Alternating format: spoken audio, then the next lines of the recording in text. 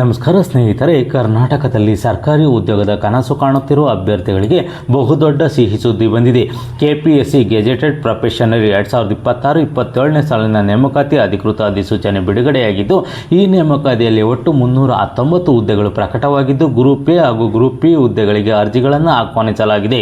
ಈ ವಿಡಿಯೋದಲ್ಲಿ ನಾವು ತಿಳಿದುಕೊಳ್ಳೋಣ ಒಟ್ಟು ಎಷ್ಟು ಹುದ್ದೆಗಳ ವಿವರ, ಪ್ರಮುಖ ದಿನಾಂಕಗಳು, ವಿದ್ಯಾರ್ಹತೆ, ವಯೋಮಿತಿ, ಅರ್ಜಿ ಶುಲ್ಕ, ಪರೀಕ್ಷೆ ಹೇಗಿರುತ್ತದೆ, ಆನ್ಲೈನ್ನಲ್ಲಿ ಅರ್ಜಿಯನ್ನು ಹೇಗೆ ಸಲ್ಲಿಸಬೇಕು, ಅದೇ ತಿಳಿಯಬೇಕಾದ ಪ್ರಮುಖ ಸೂಚನೆಗಳು. ಹೀಗಾಗಿ ವಿಡಿಯೋವನ್ನು ಕೊನೆಯವರೆಗೂ ತಪ್ಪದೇ ನೋಡಿ.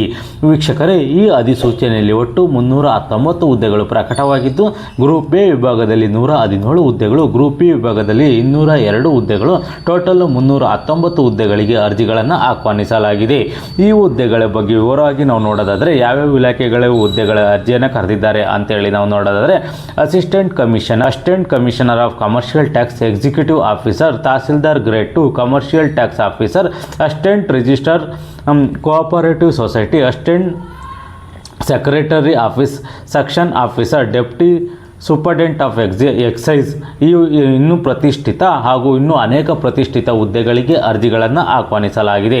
ಈ ಒಂದು ಹುದ್ದೆಗಳ ಬಗ್ಗೆ ವಿವರವಾಗಿ ನಾವು ನೋಡೋದಾದರೆ, ಈ ಒಂದು ಹುದ್ದೆಗಳಿಗೆ ಅರ್ಜಿಯನ್ನು ಸಲ್ಲಿಸಲಿಕ್ಕೆ ಕೊನೆಯ ದಿನಾಂಕವನ್ನು ನಾವು ನೋಡೋದಾದರೆ 1/8/2026ನೇ ತಾರೀಕಿಂದ ಅರ್ಜಿಯನ್ನು ಸಲ್ಲಿಸಬಹುದಾಗಿದ್ದು, 31/8/2026 ಅರ್ಜಿ ಸಲ್ಲಿಸಲಿಕ್ಕೆ ಕೊನೆಯ ದಿನಾಂಕವಾಗಿರುತ್ತದೆ. ಪೂರ್ವಭಾವಿ ಪರೀಕ್ಷೆ ತಾತ್ಕಾಲಿಕ ದಿನಾಂಕವನ್ನು ಸಹ ಇವರು ತಿಳಿಸಿದ್ದಾರೆ. 15/11/2026 ತಾತ್ಕಾಲಿಕ ದಿನಾಂಕವಾಗಿರುತ್ತದೆ. ಇದು ಅಧಿಕೃತವಾಗಿ ಅವರು ಹೇಳಿರೋ ಒಂದು ಮಾಹಿತಿ. ತಾತ್ಕಾಲಿಕ ಅಂದರೆ ಪರೀಕ್ಷಾ ದಿನಾಂಕಗಳು ಬದಲಾವಣೆ ಸಹ ಆಗ್ಬೋದು. ಮತ್ತು ಈ ಒಂದು ಹುದ್ದೆಗಳಿಗೆ ಸಂಬಂಧಪಟ್ಟಂತೆ ನಿಮಗೆ ಹೆಚ್ಚಿನ ಮಾಹಿತಿ ಬೇಕು ಅಂತಂದರೆ ಒಂದು ಹೆಲ್ಪ್ಲೈನ್ ನಂಬರನ್ನು ಕೊಟ್ಟಿದ್ದಾರೆ. ಆ ನಂಬರ್ಗೂ ಸಹ ಕಾಲ್ ಮಾಡಿ ಹೆಚ್ಚಿನ ಮಾಹಿತಿಯನ್ನು ನೀವು ಪಡ್ಕೋಬೋದಾಗಿರುತ್ತದೆ. ಆ ನಂಬರ್ ಏನು ಅಂತೇಳಿ ನಾವು ನೋಡಿದ್ರೆ 08030574957 ಅಥವಾ 08030574901 ಅಥವಾ 08022356487 ಅಥವಾ 08022200090 ಈ ನಂಬರ್ಗೆ ಕಾಲ್ ಮಾಡಿ ಹೆಚ್ಚಿನ ಮಾಹಿತಿಯನ್ನು ನೀವು ಪಡ್ಕೋಬೋದಾಗಿರುತ್ತದೆ.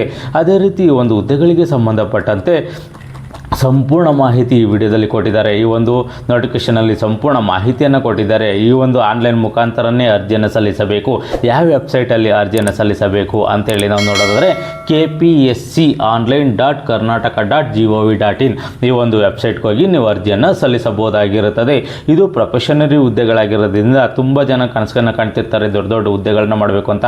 ಅವರಿಗೆ ಒಂದು ಸುವರ್ಣ ಅವಕಾಶ ಅಂತಲೇ ಸಹ ಹೇಳ್ಬೋದಾಗಿರುತ್ತದೆ.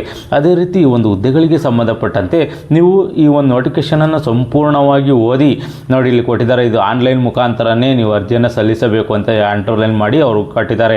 ಯಾವುದೇ ರೀತಿಯ ಮ್ಯಾನ್ಲೈನ್ಲು ಅಥವಾ ಯಾವುದೇ ರೀತಿಯ ಪೋಸ್ಟು ಈ ಥರ ಏನು ಮಾಡೋಂಗಿಲ್ಲ, ಆನ್ಲೈನ್ ಮುಖಾಂತರನೇ ಅರ್ಜಿಯನ್ನು ಸಲ್ಲಿಸಬೇಕಾಗಿರುತ್ತದೆ. ಅದೇ ರೀತಿ ಒಂದು ಹುದ್ದೆಗಳಿಗೆ ಸಂಬಂಧಪಟ್ಟಂತೆ ಅರ್ಜಿ ಶುಲ್ಕ ಏನಿರುತ್ತೆ, ನೀವು ಅಪ್ಲೈ ಮಾಡಬೇಕಾದ್ರೆ ಅಪ್ಲಿಕೇಶನ್ ಫೀಸ್ ಏನಿರುತ್ತೆ ಅಂತೇಳಿ ವಿವರವಾಗಿ ನಾವು ನೋಡಿದರೆ, ಸಾಮಾನ್ಯ ಅರ್ಹತಾ ಅಭ್ಯರ್ಥಿಗಳಿಗೆ 600 ರೂಪಾಯಿಗಳ ಅರ್ಜಿ ಶುಲ್ಕವನ್ನು ನಿಗದಿಪಡಿಸಿದ್ದಾರೆ. ಅದೇ ರೀತಿ ಪ್ರವರ್ಗ 2A 2B 3A 3Bಗೆ ಸೇರಿದ ಅಭ್ಯರ್ಥಿಗಳಿಗೆ 300 ರೂಪಾಯಿಗಳ ಒಂದು ಅರ್ಜಿ ಶುಲ್ಕವನ್ನು ನಿಗದಿಪಡಿಸಿದ್ದಾರೆ. ಮಾಜಿ ಸೈನಿಕ ಅಭ್ಯರ್ಥಿಗಳಿಗೆ 50 ರೂಪಾಯಿಗಳ ಅರ್ಜಿ ಶುಲ್ಕವನ್ನು ನಿಗದಿಪಡಿಸಿದ್ದು, ಪರಿಶಿಷ್ಟ ಜಾತಿ, ಪರಿಶಿಷ್ಟ ಪಂಗಡ ಹಾಗೂ ಪ್ರವರ್ಗ 1 ಹಾಗೂ ಅಂಗವಿಕಲ ಅಭ್ಯರ್ಥಿಗಳಿಗೆ ಯಾವುದೇ ರೀತಿಯ ಅರ್ಜಿ ಶುಲ್ಕ ಇರುವುದಿಲ್ಲ. ಇವರು ಫ್ರೀಯಾಗಿ ಅರ್ಜಿಯನ್ನು ಸಲ್ಲಿಸಬಹುದಾಗಿರುತ್ತದೆ. ಅದೇ ರೀತಿ ಈ ಒಂದು ಹುದ್ದೆಗಳಿಗೆ ಸಂಬಂಧಪಟ್ಟಂತೆ ಶೈಕ್ಷಣಿಕ ಅರ್ಹತೆ ಏನಿರಬೇಕು, ಈ ಒಂದು ಹುದ್ದೆಗಳಿಗೆ ಏನು ಎಜುಕೇಷನ್ ಆಗಿರಬೇಕು ಅಂತ ಹೇಳಿ ನಾವು ವಿವರವಾಗಿ ನಾವು ನೋಡೋದಾದರೆ, ಈ ಒಂದು ಹುದ್ದೆಗಳಿಗೆ ಸಂಬಂಧಪಟ್ಟಂತೆ ಎಜುಕೇಷನ್ ಏನಾಗಿರಬೇಕು ಅಂತ ಹೇಳಿ ನಾವು ನೋಡೋದಾದರೆ, ಬ್ಯಾಚುಲರ್ ಡಿಗ್ರಿ ಅಥವಾ ಮಾಸ್ಟರ್ ಡಿಗ್ರಿ ಎಜುಕೇಷನನ್ನು ಹೊಂದಿರೋರು ಈ ಒಂದು ಹುದ್ದೆಗಳಿಗೆ ಅರ್ಜಿಯನ್ನು ಸಲ್ಲಿಸಬಹುದಾಗಿರುತ್ತದೆ. ಅದೇ ರೀತಿ ಈ ಒಂದು ಹುದ್ದೆಗಳಿಗೆ ಸಂಬಂಧಪಟ್ಟಂತೆ ಅರ್ಜಿಯನ್ನು ಸಲ್ಲಿಸಲಿಕ್ಕೆ ನಿಮ್ಮ ವಯೋಮಿತಿ ಏನಿರಬೇಕು ಅಂತೇಳಿ ವಿವರವಾಗಿ ನಾವು ನೋಡಿದರೆ, ಸಾಮಾನ್ಯ ಅರ್ಹತೆ ಅಭ್ಯರ್ಥಿಗಳು 40 ವರ್ಷದವರೆಗೂ ಅರ್ಜಿಯನ್ನು ಸಲ್ಲಿಸಬಹುದಾಗಿರುತ್ತದೆ. ಮಿನಿಮಮ್ 21 ವರ್ಷದಿಂದ 40 ವರ್ಷದವರೆಗೂ ಅರ್ಜಿಯನ್ನು ಸಲ್ಲಿಸಬಹುದಾಗಿರುತ್ತದೆ. ಅದೇ ರೀತಿ ಪ್ರವರ್ಗ 2A 2B 3A 3Bಗೆ ಸೇರಿದ ಅಭ್ಯರ್ಥಿಗಳು 43 ವರ್ಷದವರೆಗೂ ಅರ್ಜಿಯನ್ನು ಸಲ್ಲಿಸಬಹುದಾಗಿರುತ್ತದೆ. ಪರಿಶಿಷ್ಟ ಜಾತಿ, ಪರಿಶಿಷ್ಟ ಪಂಗಡ ಪ್ರವರ್ಗ 1ಕ್ಕೆ ಸೇರಿದ ಅಭ್ಯರ್ಥಿಗಳು 45 ವರ್ಷದವರೆಗೂ ಅರ್ಜಿಯನ್ನು ಸಲ್ಲಿಸಬಹುದಾಗಿರುತ್ತದೆ. ಪಾಲಿಸಲೇಬೇಕಾದ ಪ್ರಮುಖ ಸೂಚನೆಗಳು ಅಂದರೆ, ಅರ್ಜಿ ಸಲ್ಲಿಸಿದ ನಂತರ ತಿದ್ದುಪಡಿಗೆ ಅವಕಾಶವಿರುವುದಿಲ್ಲ. ಎಚ್ಚರಿಕೆಯಿಂದ ಅರ್ಜಿಯನ್ನು ಸಲ್ಲಿಸಿ. ಕೊನೆಯ ದಿನಾಂಕ ದಿನಾಂಕವರೆಗೂ ಅರ್ಜಿ ಸಲ್ಲಿಸಲಿಕ್ಕೆ ಕಾಯಕ್ಕೋಗ್ಬೇಡಿ. ಎಲ್ಲ ದಾಖಲೆಗಳನ್ನು ಪರಿಶೀಲಿಸಿ ನಂತರವೇ ಅರ್ಜಿಯನ್ನು ಸಲ್ಲಿಸಿ. QR ಕೋಡ್ ಇರುವ ಅಪ್ಲಿಕೇಶನ್ ರೆಸಿಪ್ಟನ್ನು ನೀವು ಡೌನ್ಲೋಡ್ ಮಾಡಿ ಇಟ್ಟುಕೊಳ್ಳಿ. ಸ್ನೇಹಿತರೆ, KPSC ಗೆಜೆಟೆಡ್ ಪ್ರೊಫೆಸರ್ 2026-27ನೇ ಸಾಲಿನ ನೇಮಕಾತಿ ಸರ್ಕಾರಿ ಉದ್ಯೋಗದ ಕನಸು ಹೊಂದಿದವರಿಗೆ ಅತ್ಯುತ್ತಮ ಅವಕಾಶವಾಗಿದೆ. ಈ ವಿಡಿಯೋ ನಿಮಗೆ ಉಪಯುಕ್ತವಾಗಿದ್ದರೆ ಲೈಕ್ ಮಾಡಿ, ಶೇರ್ ಮಾಡಿ ಹಾಗೂ ನಮ್ಮ ಚಾನಲನ್ನು ಸಬ್ಸ್ಕ್ರೈಬ್ ಮಾಡಿ. ಅರ್ಜಿಗೆ ಸಂಬಂಧಿಸಿದ ಯಾವುದೇ ಪ್ರಶ್ನೆಗಳಿದ್ದರೆ ಕಾಮೆಂಟ್ನಲ್ಲಿ ಹೇಳಿ. ಧನ್ಯವಾದಗಳು.